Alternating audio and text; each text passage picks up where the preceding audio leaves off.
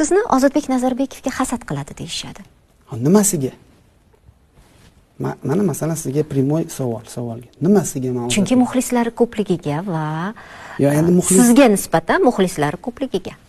Bilasiz, masalan men agar Ozodbek Nazarbekovga hasad qiladigan bo'lsam, men bir oy konsert qo'ya olmayman. Agar bilet sota olgan taqdirimda ham bu mumkin emas. Hech kim qo'ya olmaydi. Chunki masalan nimaga Yevropada masalan 30 mingta, 40 mingtalab odam qo'ydi? Chunki mumkin emas, sifati ketadi. Masalan kimdandir 100 ming so'm biletga pul olsangiz-da, xo'sh, bir oy konsert qo'ysangiz. Men birinchi kun zo'r etishim mumkin shularni. Ikkinchi kun, uchinchi kun charchab qolaman. Uchinchi kun uje mumkin emas. Yaxshi shul etish. Bu mumkin emas.